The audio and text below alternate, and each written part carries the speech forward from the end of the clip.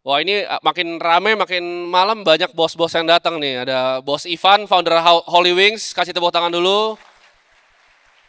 Ada bos Thomas juga, kasih tepuk tangan.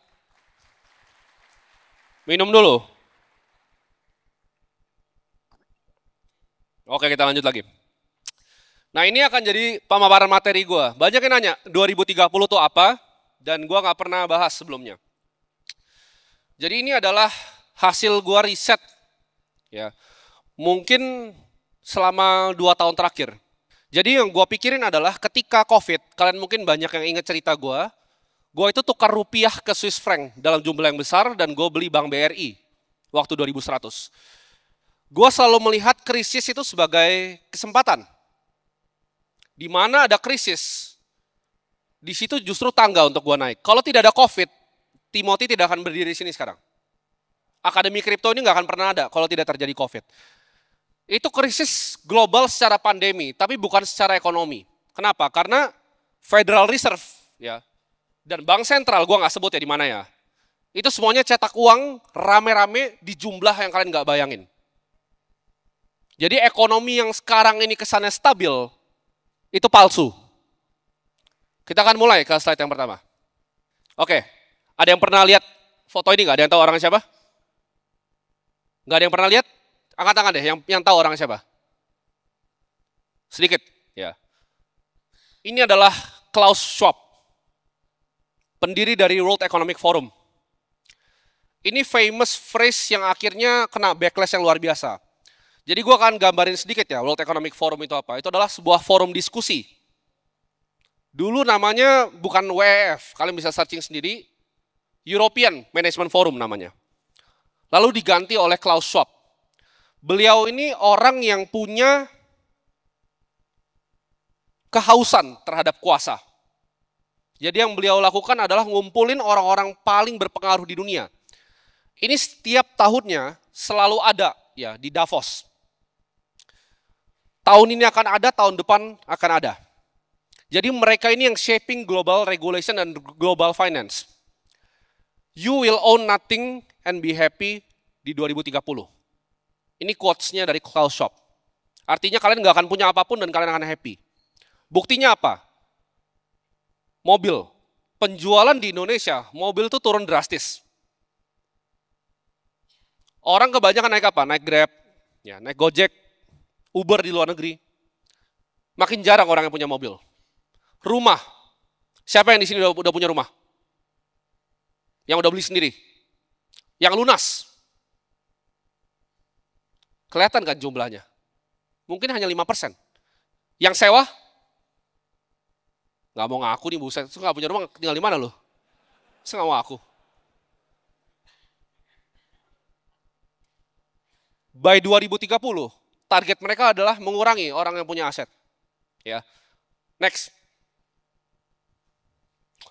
Ini adalah revolusi industri keempat. Ya, ada nomor 1, 2, 3, dan keempat. Revolusi ke industri keempat ini akan sedikit berbeda. Dan ini menurut gue justru yang akan menimbulkan krisis. Orang banyak pikir teknologi itu akan bikin manusia semakin makmur. Betul. Tapi hanya manusia tertentu. By 2030, menurut gue akan ada 2 industri yang akan maju. Gue bukan bilang industri yang lain akan mati. Tapi yang akan jadi luar biasa adalah 2 industri. Satu adalah revolusi intelligence digital atau artificial intelligence. Dan yang kedua adalah revolusi kripto. 2, simple. Digital intelligence dan the future of finance. Lu mau jadi kaya, lu mau bisa punya rumah dan punya aset, 2 industri ini yang bawa lu paling cepat. Next ya. Kalian bisa lihat di sini ya, ini ada beberapa yang gua paparin akan hilang. Ada yang nonton podcast gua di Deddy Corbuzier 2022? Itu keluar kalau gua nggak salah di Desember. Tapi Deddy itu ngestok podcast itu tuh 3 bulan sebelumnya. Waktu ChatGPT itu masih beta, jadi belum ada, kalian belum ada yang pakai pasti di sini. Gue udah bilang di podcast itu yang hilang tuh pertama justru apa? Seni kreatif kan. Desainer tuh akan hilang. Sebelum keluar di GPT bisa prompt gambar. Karena gue udah coba, gue udah tahu limitasinya. Pertama, ada yang kerja administratif gak di sini? 1% lah ya masih ada. 2, customer service, ada CS nggak di sini yang kerja? Ya kalau di bisnisnya harusnya sedikit ya, CS ya. Retail dan kasir, ada? Ada. Transportasi, ini bukan punya usahanya ya, lu jadi supir gitu, ada? Transportasi? Ada loh. Accounting, akuntan, angkat tangan ya, akuntan. Lebih banyak ya akuntan ya. Jurnalis, ada beberapa, bahkan ada orang gua sendiri di sini kan, banyak jurnalis. Manufacturing dan production, itu menurut gue semua yang ada di sini ini akan di-remove sama teknologi. Artificial intelligence akan ganti semuanya. Karena administratif, clerical jobs itu gampang sekali diganti. Tidak ada yang spesial. Data entry, masukin ke Excel, itu semua bisa diotomatisasi. Basic accounting, pembukuan, udah nggak butuh orang. Bahkan untuk analisa laporan keuangan, kalian cobain aja. Buat lu semua yang punya perusahaan, coba lu screenshot neraca lu tanya ke ChatGPT, kalian tanya, hasilnya ini menurut kalian lebih bagus kalau apa? Dia bisa analisa financial statement kalian. Arus kas, income statement, neraca. Semua, basic journalism. Sebagai contoh ya, pertanyaan yang kalian tadi pikir gue bikin di sini, gue jujur, itu baru gue bikin 5 menit sebelum gue datang ke sini. Pakai apa bikinnya? Pakai DeepSeek punya Cina. Jadi gue udah train modelnya. Prompt gue apa? Kasih gue pertanyaan level Bloomberg interview ke regulator dan para pelaku industri. Itu pertanyaan yang lu lihat tadi, itu bukan pertanyaan gue. Semuanya dibikin pakai AI. Next. Nah ini data dari McKinsey. 375 juta orang akan affected. Ya. Jadi ini akan jadi perubahan okupansi terbesar dalam sejarah manusia. Ini gue selalu bilang, zaman dulu, ya, zaman dulu itu kalau kalian adalah seorang budak, ini kan sejarah selalu berurang ya. Zaman sekarang budak modern itu masih ada. Bedanya kalau zaman dulu budak itu cuma dicambuk, dikasih rumah, dikasih roti. Kalau sekarang dikasih gaji berupa gaji UMR. Tapi ke depannya, ketika teknologi udah bisa surpass itu, teknologi udah bisa menggantikan itu, fungsinya apa lagi? Tidak ada. Dan ini akan sebentar lagi. Ini data dari McKinsey. Next. Kalian lihat.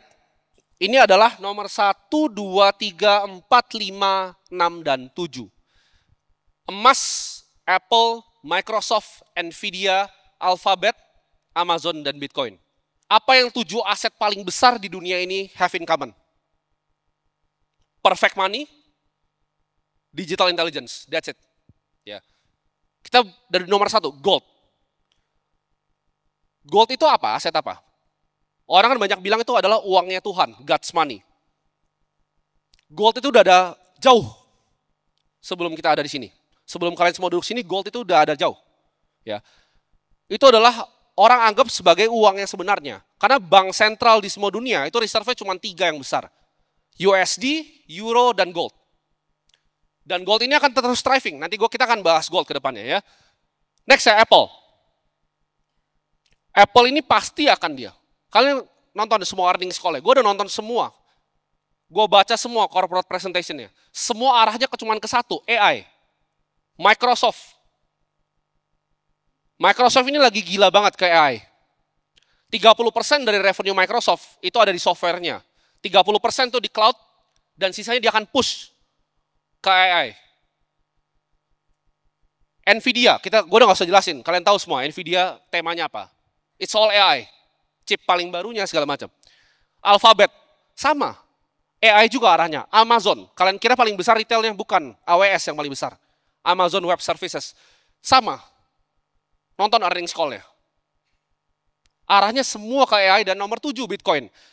Banyak orang belum sadar, banyak yang bilang, oh Bitcoin itu scam. Tapi Bitcoin itu buktinya, ini adalah aset paling resilient. Kalau sekarang sih udah turun sedikit ya, bukan 1,9 T. 1,8 sekian T market cap-nya. Dan gue akan jelasin kenapa ini kecil sekali. Ada yang ngerasa Bitcoin mahal nggak? Oh nggak ada. Ada yang nggak punya Bitcoin nggak di portofolionya? Ada, satu, pendekar. Kalian coba lihat chart ini baik-baik. Bitcoin 1,9 T. Amazon 2,4 T. Bitcoin itu cuma satu perusahaan di US. Murah nggak? Kalian ada yang tahu nggak listed US itu berapa? Ada yang tahu? Angkanya semua gabungan 50.000. Kalian lihat deh, Apple tuh 3,5 T, Microsoft 3 T, Nvidia 2,94 T. Bitcoin tuh kayak cuman satu. Bahkan ETF, ya, lu gabungin Vanguard punya total stock market index sama Vanguard S&P 500, itu lebih besar market cap-nya dibanding Bitcoin. Jadi yang bilang Bitcoin sekarang udah mahal, itu kurang pinter. Next. Nah, dunia akan berubah. Ada yang lihat foto ini nggak? Ada yang pernah lihat foto ini? Ini waktu Donald Trump maju. Ya. Mark Zuckerberg, ini dia lagi ngelirik kemana nih, kalian tahu kan? Ya. Jeff Bezos, Sundar Pichai, dan Elon Musk. Zaman dulu orang-orang paling kaya itu siapa? Andrew Carnegie, Rockefeller, oil. Zaman sekarang udah bukan seperti itu. Ini adalah kedepannya teknokrat ini akan menguasai dunia. Yang kuasain teknologi akan kuasain dunia. Yang kuasain teknologi terdepan akan yang kuasain dunia. Next. Nah, ini apa yang akan terjadi ke General Masses? Kalian lihat tempat ini bagus kan sekarang, tapi ini nggak jauh dari kalian, ini di Jakarta. Rata-rata pekerjaan seperti ini apa? ART, supir, clerical jobs, mentok, retail, kasir, ngantar-ngantar makanan, high tea aja udah pakai robot sekarang. Apa yang akan terjadi ke General Masses? Ke 10% yang tadi McKinsey datanya hilang. Kalau udah nggak dibutuhin lagi. Buruh itu zaman sekarang bisa demo. Lu punya pabrik 1.000 orang, dia demo, lu pusing. Nggak produktif lagi pabrik lu. Nextnya, punya duit nih, capex hajar bikin robot. Apa yang terjadi ketika buruh udah nggak dibutuhin? Nggak ada tempatnya lagi di society. Next. Nah, gue percaya ini, ya, gue penggila sejarah. Lu tanya gue semua yang terjadi dari tahun 1000 mungkin sampai sekarang gue hafal semua. Setiap century hal besar apa yang terjadi. 1741 apa yang terjadi. 1800 itu gue pelajarin secara detail. Kenapa? Karena gue percaya sejarah itu selalu berulang. 1930 yang terjadi adalah Great Depression. Itu momen sebelum pencetakan uang gila-gilanya. Dan gue percaya di 2030 ini akan ada hal similar yang terjadi. Kenapa? 2008 adalah krisis, tapi itu di bail out oleh bank sentral lumayan bagus. 2020, COVID. Yang mereka harus lakukan apa? Mereka pump up fiskal ekonomi. Mereka bikin dolar itu banyak sekali, nanti gue akan tunjukin chartnya. 42,5% sirkulasi dolar itu dicetak tahun 2020 kemarin. Ya, dan itu data. Ketika hal ini berulang lagi, gue percaya akan ada Great Depression part 2. Great Depression itu nggak sebentar. Kalian silakan cari sendiri berapa lama. Buktinya apa? Mari kita bahas data, fakta, dan angka. Next. Kalian ada yang ngerasa nggak? Di sekarang ini, walaupun katanya udah nggak krisis, daya beli masyarakat lemah. Buktinya apa? Penjualan auto. Gue selalu bilang ke teman-teman gue yang beli-beli saham otomotif dan lain-lain. Itu pasti jatuh ke tanah. Kenapa? Karena masyarakatnya nggak ada daya beli lagi sekarang. Ya, ini datanya, ya, interest rate dan quantitative easing. 1930. Risetnya gue dapat dari mana ini? Bridgewater Associates, hedge fund terbesar di dunia. Lihat kemiripannya ketika 2020. Identikal nggak? Identikal. Jadi apa yang mereka kerjakan dulu? Perhatiin, ketika monetary base, persen ke GDP-nya naik, itu terjadi krisis yang luar biasa. Mereka itu ngerampok lu, bukan dengan perpajakan. US itu ngerampok orangnya, bukan dengan IRS pajakin mereka. Tapi dengan Federal Reserve cetak uang dan banjirin marketnya. Itu adalah format dari pencurian yang baru. Lihat, nggak bisa makan orang.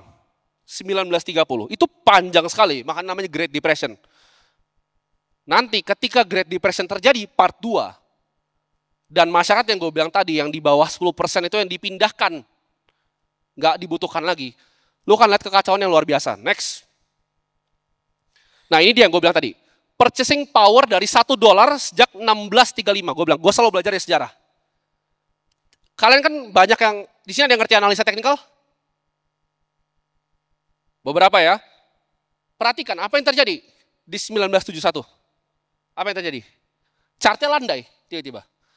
Chartnya bergerigi sebelumnya. Ya. 1971 Nixon cabut dari emas, dia landai. Jadi dolar itu baru devaluasi gila-gilaan, bukan justru dari 1635, tapi 1971. Dan ini akan sampai ke ujungnya. Next. Nah, ini adalah M2 money supply. Buat yang nggak ngerti, itu uang yang beredar di masyarakat. Kalian lihat, ini data terbaru. Nambahnya eksponensial nggak? Jadi lu kalau punya kenaikan gaji 20%, ini di US ya gue ngomong, bukan di sini. Tapi gampangnya gini, yang terjadi di US lu kali 2 di sini. Kalau gue ngomong inflasi di US itu 7%, lu kali 2 di sini. Ya, emerging market itu selalu kali 2 kalahnya dari US. Di US aja seperti ini. Next. Nah ini, ada yang tahu rumahnya siapa? Michael Saylor, betul. Kalian stalker juga ya? Gue lagi coba undang sih dia. Ini rumahnya Michael Saylor di Miami Beach. 1930 itu ada plakat di rumahnya harganya $100.000. Kalian tahu nggak $100.000 sekarang buat rumahnya ini dapatnya apa? Pajak 2 minggu. Bayar pajak 2 minggunya $100.000. Mendingan beli dolar atau Miami Beach property? Property. Ya. Karena nggak bisa dibikin lagi, itu ada yachtnya Saylor tuh di bawah tuh. Next. Apa yang terjadi di emerging market currency? Itu kan pertanyaan kalian. Karena kita bukan US. US aja udah mampus, apalagi kita. Ya, kita emerging market. Ini peso Argentina. Ada yang datang di sini nggak? Coba angkat tangan yang datang sini. Oh, banyak pendekar gue dari 2 tahun lalu. Ini gue bohong-bohong atau beneran? Gue bikin ini waktu itu. 232. Ini udah tinggi banget loh tuh. Gue prediksi di sini, gue ngomong Argentina peso akan ke 1000. Kenapa? Karena gue udah hitung kuantitatif easingnya. Dan betul, dia sampai ke 1000. Sekarang pertanyaannya, lu orang Argentina, apa yang lu mau beli? Saham Argentina kah? Apa yang lu mau beli? Dolar? Dolar pun lebih bagus karena naik 4 kali, 5 kali naiknya. Apa yang lu bisa beli? Perusahaan kah di Argentina? Coba lu bikin kayak klub malam kayak Holy Wings di Argentina. Lu bisa kejar inflasinya. Mati. Ya. Lu kalau jadi orang Argentina tidak ada yang bisa lu lakukan kecuali beli emas, beli dolar dan beli Bitcoin. Cuma 3 jawabannya. Next. Nah, ini akan terjadi. Ya, ini balik lagi sejarah. 1930 apa yang terjadi? Confiscation, emasnya dicolong. Lu punya emas di rumah, digeruduk, diminta. Karena itu form dari perfect money. Ini pesawat-pesawat kecil ini adalah gambar capital, uang lu. Ya. Ketika uang dari currency yang lebih lemah kayak Argentina, gue contohnya Argentina aja ya biar aman ya. Argentina peso dia mau keluar ke dolar, dolar tuh black market di sana. Ada yang tahu nggak? Lu beli dolar sebelum zamannya Javier Milei itu sama dengan lu beli narkoba di sana. Ditangkapnya sama. Kenapa? Ini akan ada batas, capital flight itu akan dihantam. Jadi ketika uang lu mau keluar itu akan ada capital flight protection. Lu udah tahu nih, oh nggak bisa di sini uangnya, gue butuh uang yang lebih bagus. Akan ada restriksi. Ada yang pernah beli dolar dalam jumlah besar? Restriksinya kecil sekali loh, maksimal per harinya di sini. Ini akan diterapkan mati-matian sebelum 2030. Next. Selalu ada siklus. Ya, ini dari Ray Dalio, gue pinjam chartnya. Ada short term, jangka pendek, siklus hutang, dan siklus hutang dalam jangka waktu yang panjang. Setiap 3 tahun, 5 tahun, itu ada mini krisis. Tapi ini, lu lihat, long term. Ya, ketika dia akan ketemu ya, produktivitinya. Ini terjadi kapan? Tech bubble 1999, 2008 global financial crisis, 2020 COVID. Tapi COVID itu tertunda. 2008 dan 2020 itu tertunda menurut gua. Dua-duanya di bail out. Kali ini Fed tadi udah sampai ujung dia. Dia quantitative easing udah sampai ujung. Dia nggak bisa lagi. Dia nggak bisa lagi bail out lagi. Ketika terjadi krisis akan ambruk. Ya. Dan lu akan lihat siklusnya ketika empire rise and fall. Kapan jatuhnya kerajaan? Next. Ini dia, ya. Selalu terjadi seperti ini. Kedamaian, Amerika menang karena dia menang semua perang. Militernya paling kuat, World War I, World War II, menang. Takut lawan Amerika, damai. Financial bubble and big wealth gap, 2008 terjadi, ya. Financial bust dan economic downturn, 2008-2020. Printing money and credit sekarang. Revolusi and wars, sekarang, bentar lagi. Debt and political restructuring, soon 2028. Dan New World Order yang baru akan terjadi. Ada yang bisa tebak kira-kira kemana negaranya? Ketika gembor-gembor AI, itu narasi yang dipakai sama US, Cina cuma keluarin satu, DeepSeek nih yang kecil. Nah, itu peluru kecilnya. Masih banyak peluru yang Cina punya. Next. Ada yang tahu mobil BYD? Kalian tahu nggak total market share dari global EV sales mereka berapa persen dari mobil di dunia? Ada yang tahu? Any idea? Gambarannya Tesla tuh 13,7%. BYD itu 22% semua mobil yang ada di dunia. Kalian cek Google sekarang. Nggak sadar kan kalian? 5 tahun lagi, itu lo nggak bakal lihat Toyota, itu nggak bakal ada. Itu semua akan dikuasai sama BYD. Bro Gabriel Ray ini punya SF90XX nih, salah satu paling cepat. Ya. Tapi XX-nya dia lawan BYD yang baru, Yangwang, kalah cepat bro. Harganya 20 kali ke bawah. Gue pas lihat itu BYD, gue kaget itu. Wah gue beli Sena buat apa ini? Kenceng banget gitu, lewatin kayak God gitu, dia bisa lewatin God gitu. Sena gue baru keluar parkirannya udah nabrak gitu. Cina kan revolusi semuanya, ya. Next. Nah, ini adalah namanya Gresham's Law. Dari 1930, orang-orang zaman dulu udah tahu. Ya. Prinsipalnya apa? Spend bad money, hoard good money. Contoh, pernah lihat bule-bule Australia di Bali? Mereka dapat gaji itu lebih tinggi dibanding kita. Dia dapat uangnya dari Australia, liburan di Bali, berasa jadi orang kaya, padahal nggak kaya. Kenapa? Karena dia pakai prinsip Gresham Law. Dia spend bad money, dia hoard good money. Dia dapat gaji dalam bentuk Australian dollar, dia spending dalam IDR. Sama kayak mereka yang ke Thailand. Mereka spending di baht yang lebih murah. Ya. Ketika kalian buang bad money, ya mungkin seperti beliau-beliau di depan ini yang Bitcoinnya sudah banyak, lu akan merasa semuanya jadi lebih murah. Next. Nah ini adalah presentasi gue tanggal 26/07/2024. Gue bilang di sini bahwa 1,5 miliar Bitcoin is inevitable. Jadi yang mau gue bawain di sini adalah, penasaran kan kalian, prediksi Bitcoin gue berapa sebenarnya? Next. Dan bagaimana cara hitungnya? Nah, Bitcoin itu adalah menurut gue the first perfect money yang diciptakan oleh manusia, ras manusia. Emas itu kenapa nggak sempurna? Satu, emas itu sulit ditransfer. Kalau gue punya 1 triliun emas, sulit gue pindahinnya. Perlu penjagaan yang luar biasa. Gue perlu pasukan buat pindahin emas gue. Simpennya pun di mana? Gue simpen di tempat gue, dibobol. Gue bukan bank sentral, gue nggak bisa simpen 1 triliun dalam bentuk emas. Gue mau pergi ke Swiss, gimana caranya? Pakai emas gue, taruh di private jet sampai jatuh jetnya. Gimana caranya? Nggak bisa. Ya. Tapi emas itu alternatif untuk kalian yang bisa punya vault, emas menurut gue lebih bagus dibanding lu hold saham apapun di emerging market. Karena saham itu nggak sebagus itu, nanti gue kasih datanya. Next, ini target price gue. 20 miliar per coin, ini media bisa catat. Target Timothy Ronald, Bitcoin akan ke 20 miliar sebelum 2034. Gimana cara hitungnya? Sederhana. Ya, ini adalah modeling. Yang gue pinjam dari data internalnya Michael Saylor, timnya. Ya. Jadi Bitcoin itu akan turun ARR-nya. Kalau sekarang ARR itu 100% lebih, tahun ke tahun, dari awal inception. Ini kita udah diskon. Ya. Gue bahkan pakai lebih konservatif dibanding modelnya Michael Saylor. Dia prediksi itu dari 50, 47,5, 45, 42. Gue ratain di 30% ARR, 30% tahun ke tahun compounding dari harga sekarang, itu akan reach $1 juta. Kalian mungkin ada mikir, 16 miliar, bukan. Karena rupiahnya Biden akan 20.000.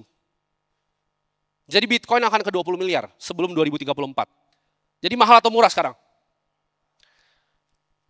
Ibarat Benjamin Graham, teori margin of safety-nya, ini baru 5%. Lu punya margin of safety 95. Jadi ada yang panik, Bitcoin naik 105, turun 98, gue harus ngapain? Jawabannya apa? Beli lagi. Lu mau kasih gue 120, 105, 95, 70, gue peduli setan karena target gue jauh banget. Ya. Next. Ini historical Bitcoin. Bitcoin adalah aset terbaik di muka bumi ini, ya. Real. Dari semua matrix, ya. 3 matrix pertama, modern portfolio theory. Historical ARR 104%, Sharpe ratio di 0,83. Makin dekat ke 1 makin bagus. Dan dia standar deviasi di 153%. Jadi kalau orang bilang Bitcoin itu volatil, Sharpe ratio-nya itu 0,83. Ini bagus sekali. Lu cari portfolio yang bisa reach ini. Sharpe ratio adalah risk adjusted return. Di finance kita nggak cuma nyari return, tapi kita cari risk adjusted return. Next. Nah ini dia. Ini data dari McKinsey juga. Global wealth akan diprediksi ke 1.000 triliun. Maksudnya global wealth itu apa? Semua properti, semua saham, semua tanah yang lu pernah lihat, harta di dunia ini akan diprediksi 1.000 triliun. Next. Nah ini prediksinya Halvini. Kalau Bro Kakak personal, Bro Kakak pernah bilang ke gue, menurut dia Satoshi adalah Halvini. Menurut dia. Gue juga kayaknya berpikir demikian. Orangnya udah nggak ada, orangnya udah meninggal. Halvini udah prediksi, ini tahun 2009, ya baca nih. Bitcoin itu value-nya 10 juta dolar. 2009 tuh Bitcoin belum menjadi apa-apa. Dia cuma valuasi sederhana, ya. Dia estimasi 100 triliun US dollar ke 300 triliun global wealth. Tapi McKinsey tadi bilang, karena ini 2009, udah meninggal juga orangnya. McKinsey prediksi akan ke 1.000 triliun. Jadi kalau kita pakai proyeksi Halvini lebih jauh lagi. Kira-kira berarti harusnya di sekitar 25 sampai 35 juta dolar. 3 Bitcoin is all you ever need. Buat lo orang-orang kaya yang duduk di sini, beli 3 sekarang, you're set for life. Karena minimal, menurut gua 3 koin itu akan bring lu 60 M. Next. Nah ini adalah market cap prediction. Ini model valuasi dari Bitcoin, gold, art, equity, real estate, dan bonds. Simpelnya ya, prediksi paling sederhana gua, Bitcoin akan ke market cap di 20 triliun US dollar. Sekarang berapa market cap-nya? 1,8 T. Jadi dia mau ke 3 T, 4T, 5T itu masih murah karena lo harus bandingin sama saham. 1,9 T itu cuma kayak Visa ditambah sama satu saham yang kecil. Terlalu kecil, pool of money yang masuk ke Bitcoin itu terlalu kecil. Belum dilirik sama dunia. Orang bilang institusi udah masuk. Bitcoin itu cuma satu saham di US. Next. Dari 1.000 triliun dari kekayaan, prediksi Michael Saylor ini akan seperti ini gambarannya. Real estate akan segitu, 2045 ya. Dari 2030 1.000 triliun, ini prediksinya. Aset kelas. Real estate akan berkembang terus. Bitcoin nggak akan ngalahin properti. Properti akan jadi paling besar. Kenapa? Karena orang mau tinggal di Pondok Indah, orang mau tinggal di Menteng. Orang mau tinggal di Manhattan, di Palm Beach, di Singapura, orang mau tinggal. Equity, saham juga naik. Global ya tapi ya, gue ngomongnya. Karena inovasi akan mendorong terus. AI akan naik, market cap akan naik. Currency akan ada di 495 T, art 110 T, bonds 835 T, dan Bitcoin itu akan di 200 triliun market cap-nya. Jauh nggak? Berarti naik berapa? 100 kali dari harga sekarang. Gold itu akan ada di 45 T, dia akan stop di 45 T. Next. Ini yang mengubah, kalian mungkin tahu gue dulu pernah jadi investor saham. Ini yang mengubah semua paradigm gue, kenapa gue jadi ke crypto full. Aset itu punya waktu hidupnya. Kalau lu pegang Argentina peso kayak tadi, ini waktu hidupnya itu cuma 2 tahun, habis itu uang lu hilang semua. Karena tadi 200 ke 1.000, ya, 2 tahun. Mata uangnya lemah lagi, cuma 3 tahun. USD itu 14 tahun. Ya. Lifespan lo untuk pegang USD itu adalah 14 tahun. Stocks, saham itu bisa tahan lo 25 tahun. Bonds itu 30 tahun, dan funds seperti hedge fund yang lo taruh di Bridgewater 20%, lo taruh di private equity seperti Brookfield yang invest di hydro, power plant, itu bisa 20% IRR-nya. Tapi lu pasti nggak ada yang diterima invest di Brookfields. Ya kan? Lu ke Blackstone, nggak ada yang mau terima duit itu, terlalu kecil. Opsi lu untuk bid ini cuma satu, cuma Bitcoin. Next. Ini pertanyaannya kan, kenapa tidak beli saham? Karena company itu punya resiko. Gua nggak akan bahas yang di sini karena gua akan dapat terlalu banyak masalah. Kita contohin di luar. Ini Apple punya. Lu kalau buka 10F filings-nya, item 1A, itu kan ada namanya risk factor. Ya.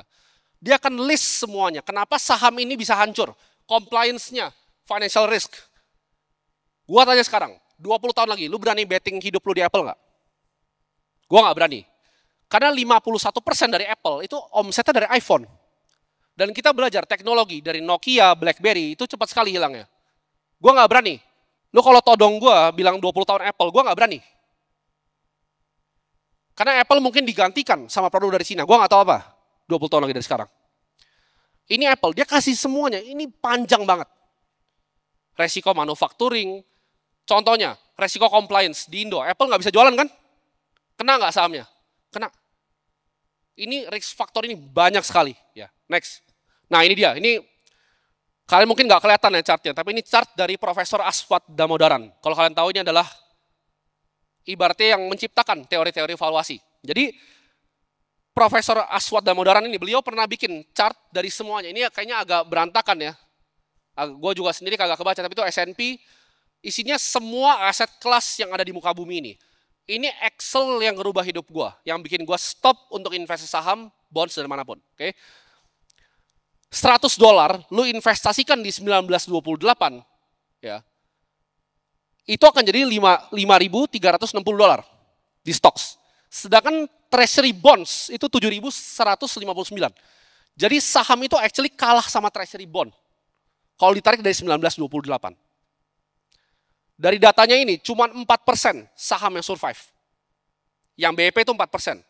Outperform 0,25. Jadi lu basically stock picking itu impossible game. Lu gak akan pernah menang. Kalau ditariknya 100 tahun. Ya. Real estate itu juga nggak bagus-bagus amat. Tapi pertanyaannya, kenapa ada orang-orang kaya seperti Donald Trump di real estate? Karena mereka tahu fiatnya lemah. Jadi mereka pakai leverage. Mereka pinjam untuk main properti. Tapi itu kayak main blackjack. Ya, ibaratnya lu lihat nih, siklus dunia. Lu kalau ngutang beli properti, tapi di saat krisis, lu di atas 21 kalah. Lu judi basically. Siklusnya lagi di mana nih? Tapi kalau lu lagi ekonominya lagi naik 1971, lu hutang buat beli gedung, lu kaya raya. Tapi game ini nggak konsisten. Kenapa? Karena lu hutang, lu beli properti, lu hutang beli properti. Siklusnya satu yang jelek, mati lu langsung. Wipe out semuanya. Dan itu terjadi di banyak sekali. Lu tinggal pelajarin. Yang main properti itu banyak sekali mati. Di Indonesia pun sama. Kena krisis 98 tuh yang main properti pakai utang mati. Yang main perusahaan pakai utang mati. Ya. Jadi stocks, real estate, treasury bonds, itu nggak sebagus yang kalian kira. Gold bahkan outperform ini semua. Emas. Next. Nah ini pertanyaannya. Mereka adalah orang-orang yang mainin leverage ini. Lu foto ini, pelajarin orang-orangnya. Cara mereka jadi kaya simple. Pakai bank, ngutang, bangun proyek, bikin. Tapi itu sampai lu masuk di financial downturn yang salah. Lu leverage uang orang. Lu langsung besok jadi miskin. Next. Apa alternatif Bitcoin? Kan cuma satu. Gue bilang ada lagi alternatifnya, sabar. Ada yang tahu ini lukisan apa? Pencinta seni? Nggak ada pencinta seni di sini. Haystack namanya judulnya, by Claude Monet. Ini di auction terakhir 2019 itu kalau gua nggak salah, kalian bisa double check di Google ya. 110 million US dollar. Sekitar 1,9 T, kalau kita 16.000, 1,9 T. Mampu nggak beli? Ini 20% nih tahun ke tahun nih. Kalau tahan dari dulu, ini 20% tahun ke tahun. Opsi Bitcoin itu cuma gambar Monet ini. Kalau lu mampu beli, silahkan beli buat orang-orang kaya di sini. Mungkin bos Ivan kalau mau beli. Ya. Next. Nah, ini aset kelas ini dari Saylor juga chartnya. Orang kan ngomongnya selalu consumer inflation, oke? Jadi kalau gue beli investment grade bonds, gue menang dari consumer inflation. Tapi kita tahu itu bullshit. Beras naiknya berapa, semua naiknya berapa. Realnya adalah monetary inflation, M2 money supply. Itu batasnya di situ. Jadi kalau lu US large cap, S&P 500 13,3. Lu hit benchmarknya pas sama M2 money supply. Lo harus cari tadi apa? US growth atau enggak Nasdaq teknologi. Baru naik dikit. Bitcoin 30% tahun ke tahun. Ya. 30% tahun ke tahun. Next. Market cap-nya ini sekarang. Gold, Bitcoin kecil tuh, 1,8 T di ujung. Under value nggak ini? Kalau menurut lu ini nggak murah, ya gue udah nggak tahu lagi pakai chart apa lagi untuk gambarinnya. Kira-kira seperti ini. Real estate 330 T, bonds itu 300 T, equity global, US sama semuanya. Dan kalian harus tahu, dari global index, US tuh 20% 4 saham loh. Global ya. Buka coba prospektusnya, MSCI World Index. 5% tuh Nvidia, 5% Microsoft, 5% Apple. Dunia itu nggak ada isinya kecuali US. Ya. Ini US semua equity-nya. 6T dan ARTA yang tadi, yang kayak hashtag-nya Monet, gambar-gambar yang lain itu di 18T. Gold tuh 16T dan Bitcoin di 1,8T. Opsi lu murah atau enggak. Next. Nah ini dia, sejarah. Ada yang tahu Dutch Guilders? Itu mata uangnya udah nggak ada lagi. Ya. Tadi Gresham's Law. Uang yang busuk, lu buang ke uang yang bagus. Uang yang bagus apa? Manhattan, 1626. 60 guilder tuh beli lu Manhattan. Guildernya sekarang udah nggak ada, ngerti nggak? Currency itu cuman palsu, dibuat. Akal-akalan. Ya. Guilder tuh udah nggak ada lagi. Lu cari, Dutch Guilder udah nggak ada. Tapi lu 60 guilder lu bisa tukar sama Manhattan. Itu 6% tuh ARR-nya. 60 guilder jadi 2,1 triliun. Louisiana, harganya 15 juta dolar. Ada nggak yang mau beli Louisiana 15 juta dolar? Sejauh itu, currency itu devaluasi. California, 18 juta dolar. Alaska tuh cuma 7,2 juta. 7,2 juta dolar, lu bisa beli Alaska. Tapi tahun 1867. Ya. ARR-nya nggak besar. Lihat nggak? 6%, 6,3, 7,7, 7,8. Itu kenapa Albert Einstein bilang compounding adalah hal terbaik yang ada di dunia ini. Karena 30% tahun ke tahun ARR. It will do you wonders. Kalau Bro Ray ini kan 100% kan ARR-nya. Ngikutnya dari 2014. Bro Oscar juga sama. Udah tidur tenang ya kan. Beli mobil sekarang tinggal beli mobil. Karena pakai Gresham's Law. Hoard good money, spend good money. Next. Nah, Bitcoin itu ada resikonya nggak kan? Itu pertanyaan kalian semua. Ini gue akan jawab semuanya di sini. Menurut gue kemungkinan. Crackdown, regulatory crackdown. Anggap semuanya satu dunia ini ban Bitcoin. Ini yang Bro Ray bilang di podcast bro. Tapi gue sedikit nggak setuju bro. Karena menurut gue nggak akan mati. Mau semuanya ban Bitcoin, gue aja ada nol. Secara teori Bitcoin nggak akan mati, dia nggak. Satu node running itu bisa tahan semua networknya. Dengan sistem yang diciptakan Satoshi, ketika ada miner yang mati, akan ada yang lain lagi yang ganti. Kenapa? Karena harganya akan makin bagus untuk dia mining. Jadi Bitcoin itu nggak bisa di-ban. China udah coba. China itu negara paling kuat. Dia lihat ini barang, oh ini nggak bisa gue kontrol, gue ban. Tapi nyatanya sampai sekarang, lu buka aja di luar negeri. Riset kripto itu paling banyak di dunia dari mana? Dari China. Jadi gue selalu pakai translate, gue nggak bisa Mandarin soalnya, nggak bisa baca. Dengerin dikit-dikit, baca nggak bisa. Gue selalu pakai GPT untuk translate riset dari China. Itu Bitcoin nomor 1, leading research dari China, bukan US. Next. Ini resiko lagi. Masalah di codingnya dan quantum computing. Quantum computing yang Willow dan Google, menurut gue itu marketing scheme bullshit. Nggak bisa dipakai. 115 scheme bisa buat apa? Solve very specific problem. Fake. Google belum menemukan quantum computer. Kenapa? Kalau Google sampai nemuin quantum computer, itu satu divisi tech-nya bakal meledak kepala. Kenapa? Karena Google-nya akan dihack sendiri sama quantum computer dia sendiri. Mana mungkin dijual senjata dan film. Fake, itu marketing scheme. Nggak ada. Ya. Sampai ada pun, Bitcoin ini didiran open source. Banyak miskonsepsi Satoshi yang coding. Salah besar. Satoshi cuma ciptakan dan bantu guide. Yang coding itu adalah kumpulan programmer. Ini open source. Menurut lo kumpulan program itu bodoh gitu. Dia akan biarin, dia nggak akan hard fork ini ketika terjadi. Bitcoin akan selalu dijaga sama mereka semua. Next. Nah, ada yang bilang, gimana kalau ada teknologi yang lebih baru? Ini tesisnya Ray Dalio by the way. Gue bantah tapi. Ada yang tahu nggak ini koin apa? Fact coin, YB coin, Emmer coin, Bytecoin, VPN coin. Ada yang tahu? Ada yang ingat nggak? Ada yang pernah ingat nggak? Ini kayaknya nggak lama nih. Kalau gue nggak salah tahun 2015 ini awal-awal gue main kripto. 2015 ini Februari. Ya.